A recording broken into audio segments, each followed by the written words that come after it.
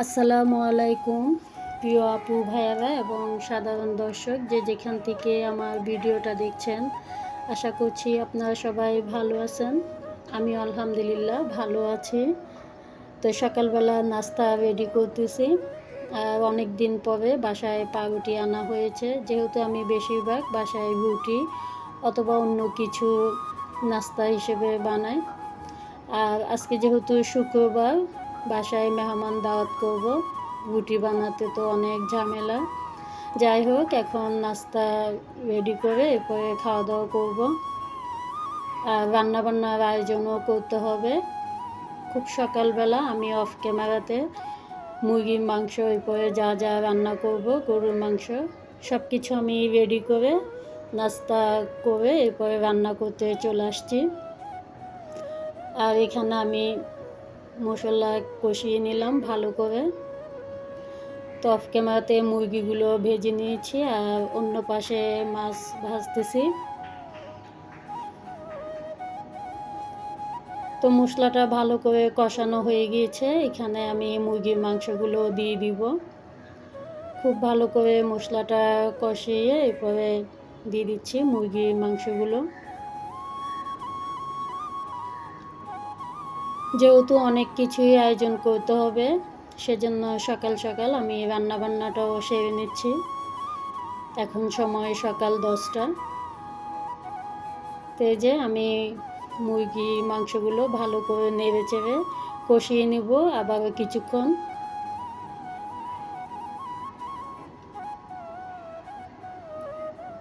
তো একটু পরে আমি ঝোলের পানি দিয়ে দিব।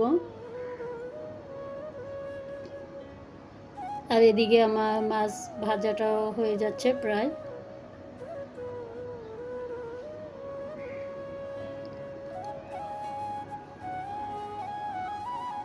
আর এগুলো হচ্ছে রুই মাছ।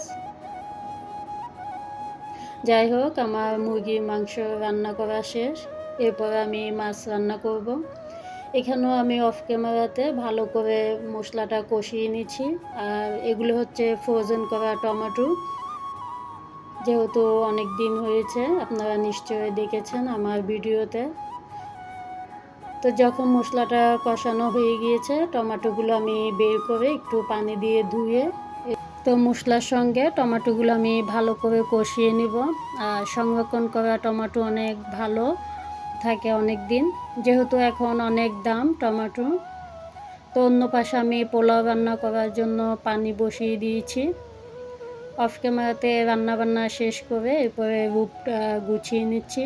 তো বেডটা আমি ভালো করে ঝেড়ে নতুন একটা বেডশিট বিছিয়ে দিব। যারা আমার রেগুলার ভিডিও দেখেন তারা নিশ্চয়ই জানেন এই বেডশিটটা এখনও বিছানো হয়নি। অনেক দিন হয়েছে আমি এটা মার্কেট থেকে কিনেছি। তো অনেক সুন্দর লাগতেছে। সে সাথে আমি পর্দাগুলো পাল্টিয়ে নিয়েছি। বেডশিট এবং পর্দা এই দুটো জিনিস ঘরটাকে খুবই সুন্দর করে তোলে। আমার তো অনেক ভালো লাগে যেদিন বেডশিট আর পর্দা পাল্টাবো, তখন ঘরটাকে নতুন নতুন মনে হয়। তো বাটিকের এই চাদরটা খুবই সুন্দর। জানি না এটা ধুলে রং উঠবে কিনা, আশা করছি রং উঠবে না। তো আমার ঘরটা গুছানো শেষ, পরিষ্কার পরিচ্ছন্ন করে ফেলেছি। তো ভিতর রুমে যে পর্দাগুলো আছে ওগুলো পাল্টিয়ে নিলাম। আর মানি প্ল্যান্ট গাছে অনেক দিন হয়েছে পানি দেইনি, পানি দিতে হবে। এই যে পর্দাগুলো খুলে নিয়েছি আমি। তো এগুলি রোজার ঈদের আগে রোজাতে আমি এগুলি লাগিয়েছি। তো ভিডিওর এ পর্যায়ে এসে আমার প্রাণপ্রিয় আপু ভাইয়াদের কাছ থেকে আর সাধারণ দর্শক যারা আমার ভিডিওটা দেখেন, প্লিজ একটা লাইক দিয়ে দিবেন। ভিডিওর কোনো অংশ যদি দেখতে দেখতে ভালো লেগে থাকে অবশ্যই সাবস্ক্রাইব করে দিতে পারেন। তো এখন খাবারগুলো আমি বেড়ে নিব। আর যা যা রান্না করেছি সবগুলো খাবার আমি বেড়ে নিয়ে এরপরে খাওয়া দাওয়া করব। তো এখানে আমি মুরগির মাংস, এরপরে ডিম, গরু মাংসটা কিন্তু আমি সকালবেলা রান্না করে নিয়েছি অফ ক্যামেরাতে। এরপরে মাছ, আর এগুলো হচ্ছে আচার, আমের আচার। তো সবগুলো রান্না আমি একা হাতেই করেছি। তো যে মেহমানগুলো আসবে ওরা হচ্ছে আমার শ্বশুরবাড়ির মেহমান। আমার ননদদেরকে দাওয়াত করেছি, আর বিকেলবেলা আমার ভাইয়াদেরকে দাওয়াত করলাম। আর এখানে সাদা ভাতও রান্না করেছি। তো ভিডিওটা করার সময় হয়তো ক্যামেরাটা অন্যরকমভাবে ধরা হয়েছে, সেজন্য এমন দেখা যাচ্ছে। প্লিজ কেউ কিছু মনে করবেন না।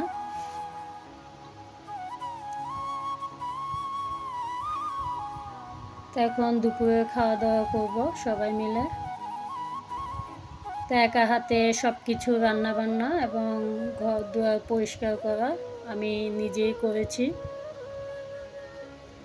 আর কোরবানি ঈদের দাওয়াত তো সবাইকে দিতে হবে। এখন সবার বাসায় হয়তো মেহমান অতিথি সবাই দাওয়াত করবে ঈদ উপলক্ষে। আর এটা হচ্ছে আজকে সকালবেলা যে জিনিসগুলো আমি নামিয়েছিলাম কাচের, ওগুলি সবগুলো ধুয়ে এরপরে মুছে রেখে দিব। আর রাতের খাবারের পর আমি প্লেট বাসন যা যা আছে সবগুলো ধুয়ে রেখেছি। সকালবেলা যেহেতু আমার বাসায় অনেক রোদ আসে জানালা দিয়ে, তো ঘুম থেকে উঠে দেখি অনেক শুকিয়ে গিয়েছে, তবুও আমি একটু মুছে নিলাম। মাঝে মধ্যে মেহমান দাওয়াত করলে এগুলি নামানো হয়, আর ধোয়াটা অনেক ভালো লাগে যেহেতু অনেক ধুলাবালি আসে বাসায়। তো আমি এগুলো মুছে নিয়েছি। আর এর মধ্যে একটা বাটির মধ্যে আমি একটা কাগজ দিয়ে আবারও একটা এই যে বাটি রেখে দিচ্ছি, দাগ যেন না পড়ে। অনেক সময় এভাবে যদি একটার উপর একটা রেখে দিই দেখি যে একটু দাগ পড়ে গিয়েছে, সেজন্য। তো এগুলো হচ্ছে ভাতের ডিশ, এগুলো আমি প্যাকেটে রেখে দিচ্ছি।